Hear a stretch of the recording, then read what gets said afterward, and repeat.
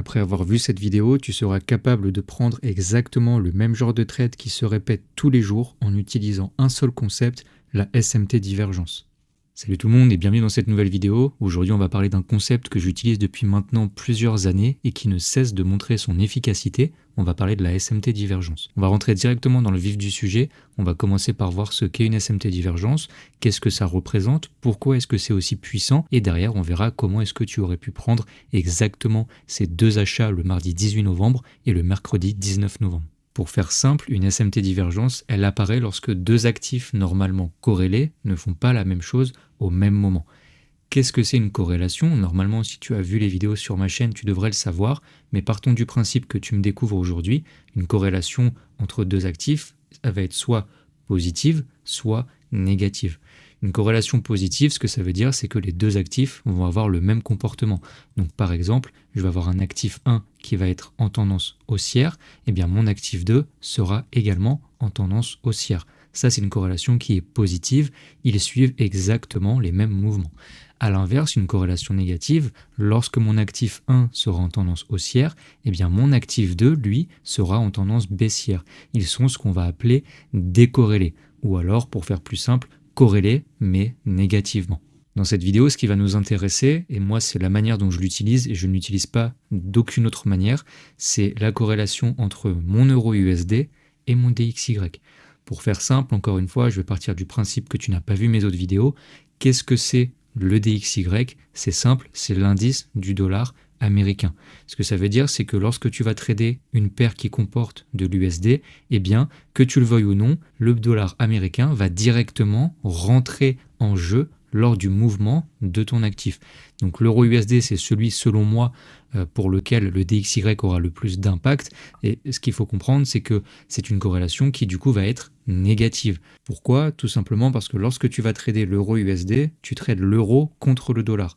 Ce que ça veut dire, c'est que si euro USD est en hausse, eh bien le dollar est en baisse. Si l'euro USD est en baisse, le dollar est en hausse. Maintenant que je t'ai expliqué à quoi correspond la SMT divergence, on va pouvoir regarder comment est-ce qu'on va s'en servir. Il y a plusieurs manières de s'en servir. Certains vont l'utiliser notamment pour les prises de liquidité, c'est-à-dire que si EURUSD prend une liquidité mais que DXY ne la prend pas, bien, il y aura une SMT divergence. Moi, c'est pas de cette manière que je l'utilise. Moi, je vais l'utiliser au niveau de sa structure de marché. La structure de marché, c'est vraiment une compétence qui doit être maîtrisée de tous ceux qui m'écoutent aujourd'hui. C'est juste savoir repérer les plus hauts, les plus bas, tendance haussière, tendance baissière. Donc je ne vais pas faire un cours là-dessus dans cette vidéo. Ce qu'on remarque, c'est que si l'euro USD est en tendance haussière, le DXY devrait être en tendance baissière. Ce que ça me montre, c'est que lorsque l'euro USD fait des points hauts, le DXY devra, lui, faire des points bas. Ok, on revient encore à cette corrélation négative. Sauf que, qu'est-ce qui se passe ici ? Mon DXY, sur ce niveau de structure, va faire un point haut. Et c'est justement à ce moment précis que rentre en jeu la SMT divergence. On a une décorrélation. EURUSD fait un nouveau plus haut, DXY est censé faire un nouveau plus bas. Qu'est-ce qu'il fait ?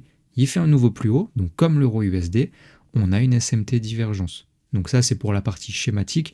Si tu ne comprends pas, ne t'inquiète pas, je suis persuadé que tu comprendras beaucoup plus facilement avec les deux exemples qui vont suivre. Avant d'aller plus loin, je prends 30 secondes pour te rappeler que si tu souhaites continuer d'apprendre à mes côtés et suivre mes trades au quotidien, être informé quand je poste une nouvelle vidéo ou encore être présent quand je lance un live, tu peux rejoindre mon canal Telegram, tu retrouveras le lien dans la description de cette vidéo. Allez, on va pouvoir regarder l'exemple et l'analyse de ce premier trade du mardi 18 novembre, mais avant de commencer, il y a quelque chose qui est primordial et qui va s'appliquer à 99% des concepts que tu verras. Tu ne pourras pas trader le concept seul. Tu ne vas pas prendre une position à chaque fois que tu vas repérer une SMT divergence. Ce qu'il faut comprendre, c'est que la SMT divergence, elle te sert à repérer un potentiel retournement sur le marché, mais il va falloir que tu aies quand même d'autres confluences. Tu ne vas pas pouvoir juste prendre le retournement parce que tu as vu une SMT divergence. Donc moi, quelle est ma première confluence et celle que j'utiliserai toujours? Ça va être mes niveaux de liquidité. Ce que je remarque, c'est qu'ici, on a le bas de la session asiatique et juste à côté, on a le Previous Daily Low, qui sont deux niveaux de liquidité qui vont fortement m'intéresser. Donc je vais attendre déjà que l'euro USD vienne récupérer un de ces deux niveaux. Ok, comme on peut voir, il est venu récupérer les deux niveaux à la fois, donc je vais pouvoir les mettre sur le côté pour faciliter la visibilité du graphique. Et à partir de ce moment-là, ce que je vais faire, c'est que je vais venir ici mettre deux écrans. Alors pour avoir les deux écrans, il faut la version payante de TradingView, mais c'est vraiment la version standard, la moins chère, celle je crois à 14 $ par mois. Donc normalement tout trader qui se respecte doit au minimum avoir cette version. Donc tu vas l'ajouter. Suivant ce que ça t'ajoute ici, tu cliques et tu tapes juste DXY. Moi j'utilise le premier. Et tu vas donc avoir sur ton graphique de droite le DXY. Ce que tu vas faire pour que les deux s'actualisent, tu vas remettre en replay et tu vas te mettre sur la dernière barre. Ok, et là, comme tu peux voir, du coup, le DXY est exactement au même endroit. Maintenant, on va regarder un peu au niveau des structures. Est-ce qu'il y a déjà ou non une SMT divergence? Ce que je remarque, c'est que pour le moment, il n'y a aucune SMT divergence à signaler. EURUSD fait un plus bas, DXY fait un plus haut, pas de souci. Ce qu'on va faire pour faciliter grandement la lecture des SMT divergences, c'est qu'on va venir inverser le DXY. Donc tu vas te mettre sur ton deuxième graphique, tu vas bien cliquer dessus et tu vas faire Alt plus I. Et ce que ça va faire, c'est que ça va venir t'inverser ton DXY.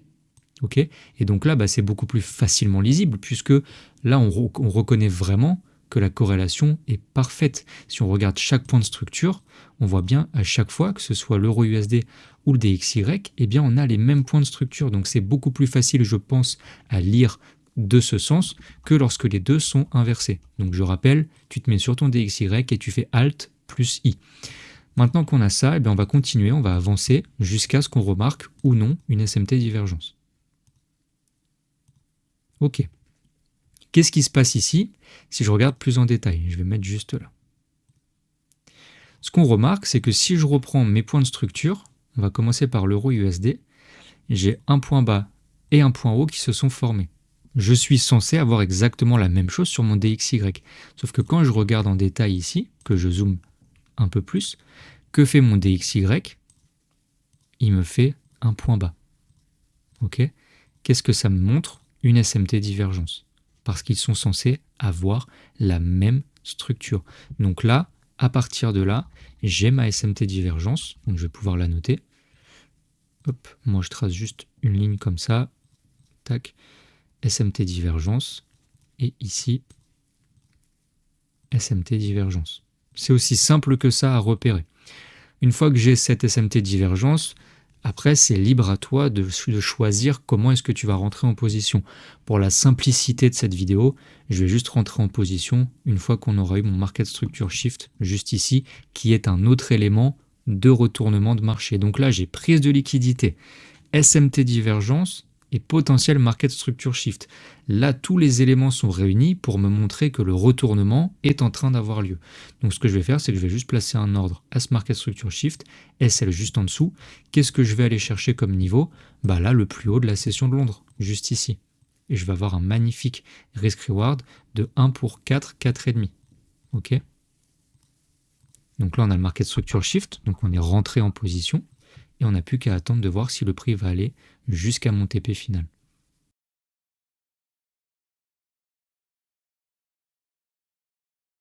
Pour ce deuxième exemple de trade, on va reprendre exactement la même base d'analyse que le trade de la veille, à savoir, dans un premier temps, commencer par regarder un ou plusieurs niveaux de liquidité qui pourraient m'intéresser pour un potentiel retournement. Ce que je remarque, c'est qu'on est déjà venu chercher le haut de ma session asiatique, donc cette liquidité, déjà, elle ne m'intéressera pas. Par contre, on a l'air d'être parti pour venir récupérer le bas de ma session asiatique, donc je vais attendre de voir si le prix vient la récupérer, et ensuite on pourra ouvrir le DXY et essayer de repérer une SMT divergence. Ok, comme on peut voir, il est bien venu récupérer le bas de ma session asiatique. Je dézoome un peu, je pense à regarder, et là ce que je me rends compte, c'est qu'on a le Previous Daily Low qui est vraiment pas loin du tout du bas de ma session asiatique. Donc je reste attentif, il y a quand même de grandes chances qu'ils viennent le récupérer avant d'initier le vrai retournement. Je vais quand même pouvoir déjà ouvrir mon DXY, je vais refaire la petite manip à remettre le replay. Alors évidemment, quand vous serez en live sur le marché, vous le regarderez en direct. Là, moi, je suis en mode replay, donc j'ai pas le choix. Mais quand vous serez sur le marché en direct, les deux vont être corrélés de la même manière en direct, du coup. Donc on va attendre de voir. Pour le moment, il n'y a absolument rien à repérer. Ok, comme on peut voir, il est venu prendre son previous daily low.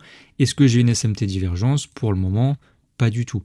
DXY et EURUSD me forment un plus bas.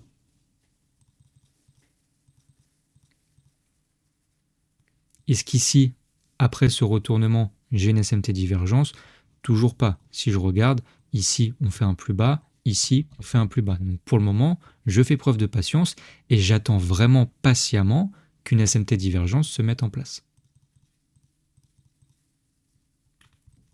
Ah, ici, j'ai un point intéressant. J'espère que vous l'avez remarqué. Là, cette fois-ci, j'ai une SMT divergence. Où elle se trouve? Eh bien, si je regarde mon euro-USD, ces deux derniers niveaux de structure ici, ils font un plus haut, alors que mon DXY, ils font un plus bas. J'ai enfin, j'ai envie de dire, ma SMT divergence. À partir de là, je peux commencer à m'intéresser à prendre une position. Est-ce que le market structure shift, comme pour le premier exemple, est la meilleure des manières pour rentrer? Si je regarde, je devrais prendre un achat juste ici, je devrais mettre mon stop en dessous et viser le haut de la session de Londres. 1,33, bon, il ne faut pas avoir des gros risques reward pour être forcément rentable en trading, mais moi, ça ne m'intéresse pas. Donc là, le market structure shift ne m'intéresse pas. Qu'est-ce que je vais pouvoir prendre? Je regarde, je réfléchis, ok, 5 minutes, j'ai rien qui m'intéresse, 3 minutes. Ah, qu'est-ce qui se passe en 3 minutes?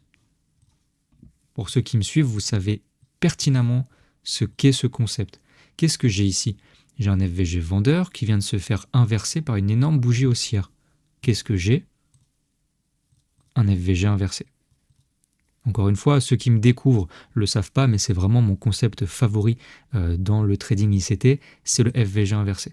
Donc là, je reviens juste une bougie en arrière, mais j'ai une SMT divergence plus un FVG inversé. Voilà, pour moi, c'est le paradis.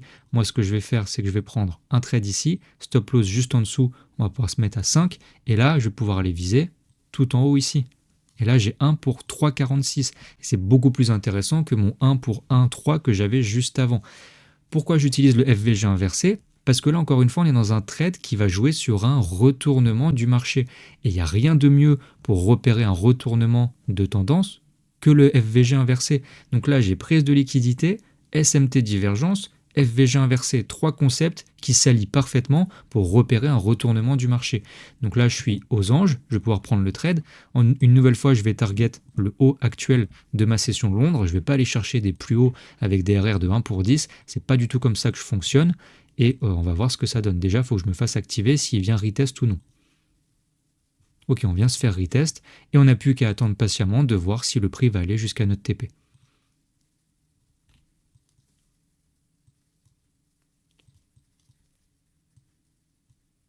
Merci d'avoir regardé cette vidéo jusqu'au bout. Si jamais tu as des questions, tu peux directement me les poser dans les commentaires. Et si cette vidéo t'a été utile, n'hésite pas à me laisser un like et à t'abonner à la chaîne YouTube pour ne pas manquer les prochaines vidéos.